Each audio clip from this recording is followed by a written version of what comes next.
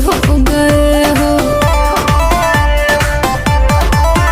हाँ राजा बोलो कहाँ तुम खो गए हो, मेरे ही हो या किसी के हो गए हो। मुझे तुमसे मिलना है, बात दिल की कहना है, सही सही टाइम तो बताना। बाबू कहाँ हो? तुम्हारा बाबू व्यस्त है, महादेव की भक्ति में मस्त है।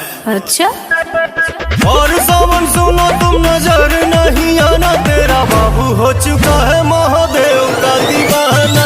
और सावन सुनो तुम नजर नहीं आना, तेरा बाबू हो चुका है महादेव का दीवाना।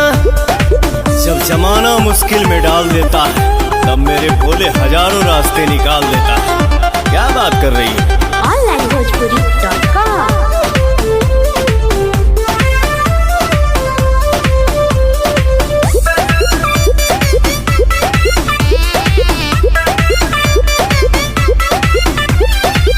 ऐसन बोला के हो करे लका, 24 घंटा ध्यान धरे लका। हम हो त पूजी महादेव के बाबू, इतना भक्ति में के हो रोवे लका। सावनवा में मनवा हमार उनके भिरिया रहे, भंगिया के गोला खा के दिलवा बम बम भोला कहे। इतना सताते हो, मिलना आते खाली करते हो तुम तो बहाना। बाबू मिलो ना यार। भर सावन सुनो तुम नजर नहीं आना, तेरा बाबू हो चुका है महादेव का दीवाना। भर सावन सुनो तुम नजर नहीं आना, तेरा बाबू हो चुका है महादेव का दीवाना।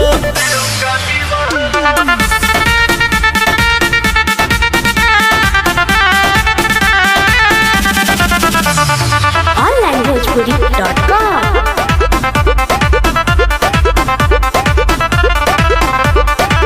मिले के मन बड़ी करता हो, धीरज न दिल धन धरता हो। अच्छा कतने दिन भइल देखला सुरतिया, तोहरा पवन रोवा जो रहता हो। मोह माया के नगरी से कुछ दिन ही दूर रहीला, उछला बतिया अखिलेश से हम कुछ ना झूठ कहीला।